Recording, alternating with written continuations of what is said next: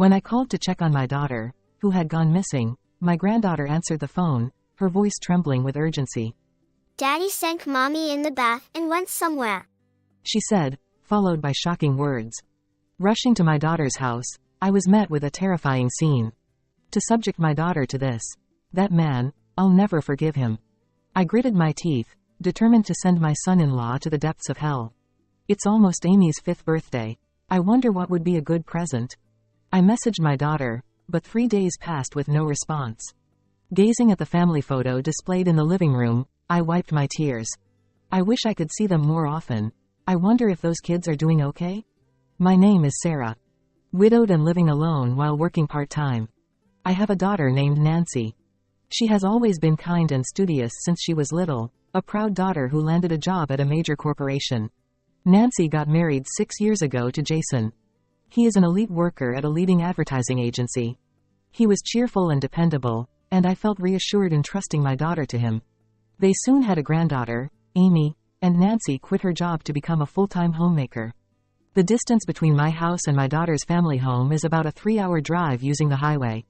It's not a distance you can just casually pop over to. Nancy used to visit frequently when Amy was little, but the last time she came to our house was a year ago, right after Amy's 4th birthday.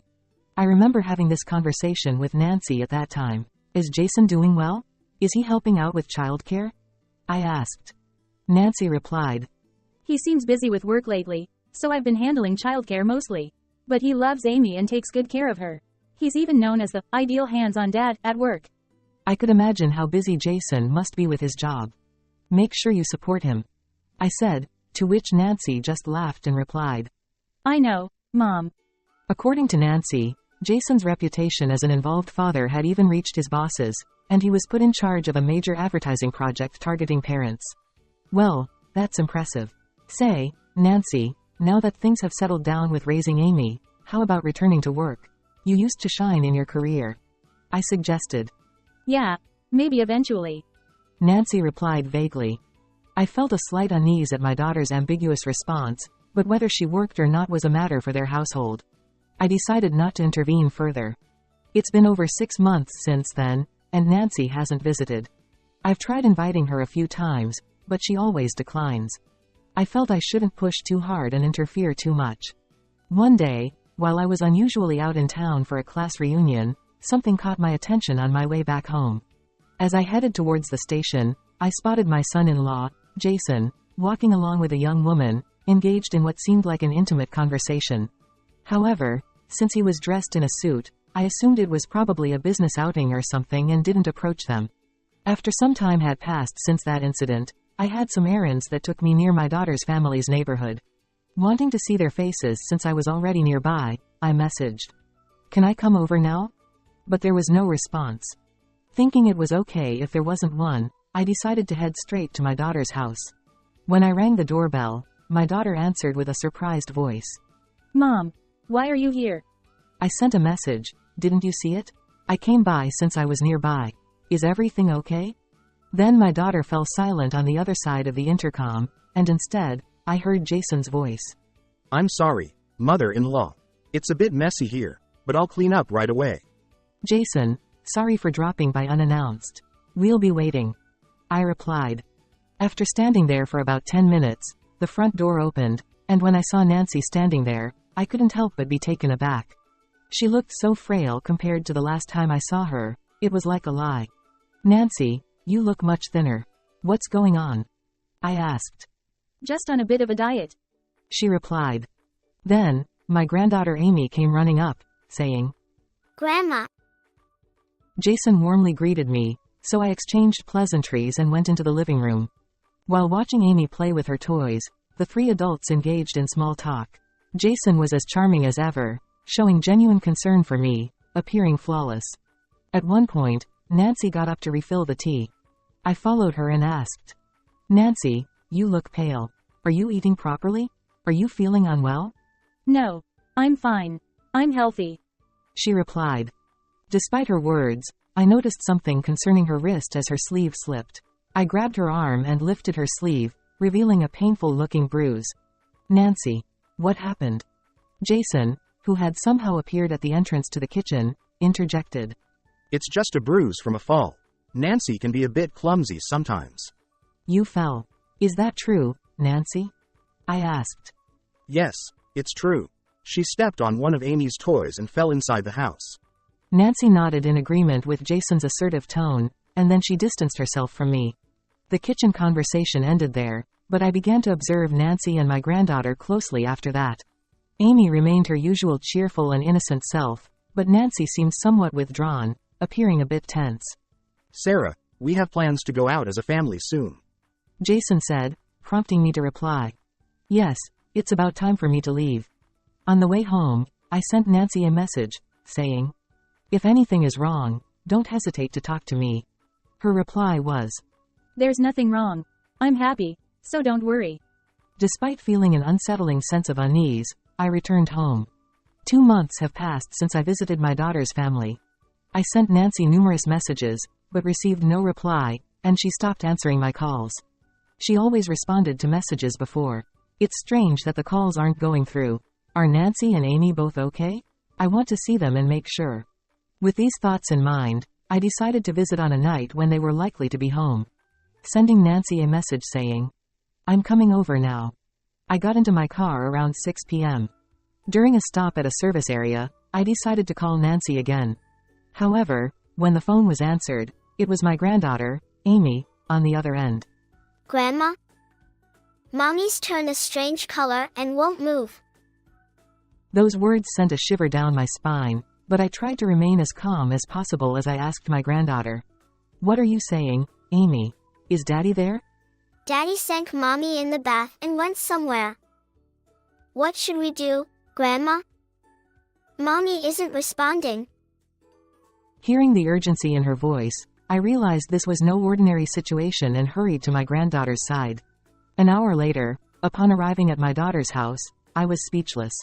Upon opening the front door, I was met with a horrifying scene. The house was in disarray, with items strewn about, vases and dishes shattered and left abandoned. It looked as though a burglar had broken in or someone had gone on a rampage. Grandma, this way, quickly. Startled by my granddaughter's call, I hurriedly followed her lead to the bathroom.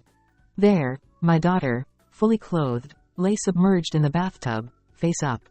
Nancy, stay with me. I frantically reached into the icy water, despite it being midwinter. Managing to lift her, my daughter's face was beyond pale, her lips tinged purple. Just as her face barely emerged from the water, there was a faint sign of breathing. Despite numerous attempts to rouse her, she remained unresponsive, prompting me to immediately dial 911. Before the ambulance arrived, my granddaughter rushed over to me, saying, Mom said there's something important in her bag. She pointed to a navy bag hanging on the living room wall. Upon a quick check, I found her insurance card in the wallet. Grabbing the bag, I boarded the ambulance upon its arrival. After arriving at the hospital, Nancy's treatment began immediately, while my granddaughter and I sat on chairs in the hallway. Amy, is it true that Dad submerged Mom in the bathtub? Amy nodded with a pale face. Dad sometimes hits Mom and takes her to the bath.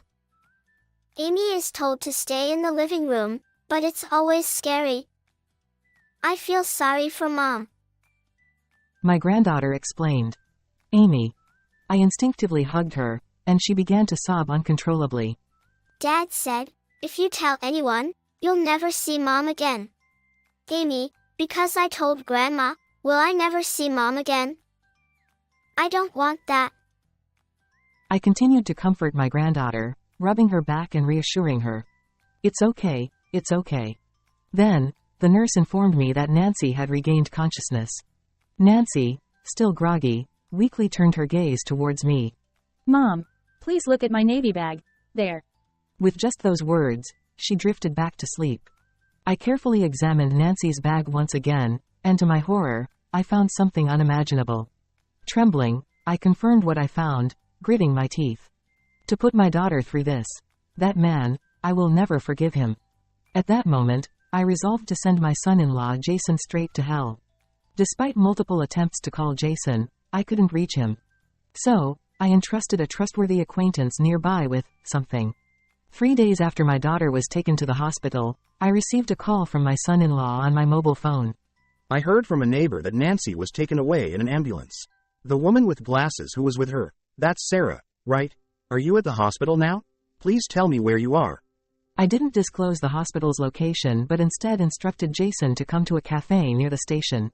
After leaving Amy with an acquaintance, I waited at the meeting place, where Jason arrived, breathing heavily. Sarah, I'm sorry. I was away on a business trip, so I'm not sure what's going on. What happened to Nancy? Which hospital is she in? Please tell me quickly. Jason spoke with genuine concern, but I wasn't fooled by his appearance anymore. I heard everything from Amy. You did something terrible to Nancy, submerged her in the bath, and left her, didn't you? How could you do such a thing? Jason murmured. Then awkwardly chuckled. I can't believe it, Sarah. Did Amy really say that? Surely you're not taking a child's words at face value? Are you suggesting Amy is lying? Jason explained. Since she started kindergarten, she occasionally says things like that. It's like she has a vivid imagination or a habit of lying. We've been dealing with it too. So, without saying a word, I played back the voice recorder I had taken out of my bag. What emanated from it was Jason's yelling. Divorce. That insolent wife of mine. I have to teach you a lesson. I'll discipline you in the bath like usual. His words were unbearable, filled with countless vulgarities. Afterwards, there were sounds of splashing water and Amy crying out recorded on it. As Jason paled, I stared straight at him and stopped the voice recorder. What is this? Jason stammered. Nancy was recording what happened that day. Perhaps she anticipated this, although she probably didn't expect to be taken to the hospital. I remarked. She did that. How insolent. Finally showing your true colors. I retorted. Jason wore a frustrated expression, but then quickly adopted a soothing tone. Sarah, this is just a matter between spouses. It was just a heated argument at that time. No need to blow it out of proportion, right? It's also not good for Amy, you know? The evidence doesn't stop here. There's more. With those words, I slammed down on the table the decisive photos of Jason's infidelity. They depicted him cozying up to a young woman, entering hotels together, and engaging in intimate moments. The woman was someone I had seen in the streets a few months ago. This too, Nancy did this. Jason hastily gathered the photos, and I calmly explained to him. Nancy had hired a private investigator to look into you. Is she someone from your company? And Nancy kept a diary too. What? In Nancy's diary that I read, it was written that Jason had been controlling, forbidding her from working since the beginning of their marriage. Furthermore, Nancy noted that Jason's behavior became strange around the time he became a project leader 1 year ago, and when she confronted him about it, she was physically assaulted for the first time. After that, she mentioned being subjected to severe treatment under the guise of discipline, on a daily basis, and was warned that if she didn't comply, Amy would be harmed. Contact with me was also prohibited, and it seems her phone was checked daily. However, Nancy pretended to obey Jason while diligently collecting evidence for the divorce. Now that I have gathered enough evidence, I will bring up the divorce today, were the last words in my daughter's diary. You lost your temper when your wife asked for a divorce and did something terrible. Then you left her in the cold bath and went to see your mistress. Is that right? When I sternly confronted him, Jason remained calm and brazen. I'm the elite among elites. People often say I'm the ideal dad. I provide for Nancy and Amy, and we have a happy family. Are you trying to ruin that over something trivial? At that moment, I finally reached my limit. Nancy wasn't happy, and neither was Amy, who witnessed her mother being mistreated. I will not forgive you. You will pay for this. Jason then angrily shouted with a flushed face. What can this old hag do to me? I've already done what I could. I calmly replied, explaining to the bewildered Jason that I had sent the audio data from that night and evidence photos of his infidelity at work to his workplace. What did you just say? At that moment, Jason's phone rang, leaving him dumbfounded. As he answered the call in a panic, his face turned paler with each passing moment. Hey, it was from my boss. They're removing me from the project. You really did it, didn't you? How dare you? With his facade crumbling, Jason yelled at me with a contorted, ugly face. I remained composed and retrieved something from Nancy's bag. This is Nancy's decision. Please sign here. It was a divorce paper already signed by Nancy. Don't mess with me. I'll never let them go. Jason started tearing up the divorce paper with a flushed face, and I sighed. Then let's go to court. I'll make sure you'll be separated from my daughter. But before that, you'll have to pay for your sins. What? Right after you appeared at this cafe, I asked a friend to report it. The police will be here soon, so behave yourself. Jason turned pale and started trembling. You're going to involve the police. Do you realize what that will do to my career? I don't care. I'll never forgive you for what you've done. Never show yourself in front of me, Nancy, or Amy again.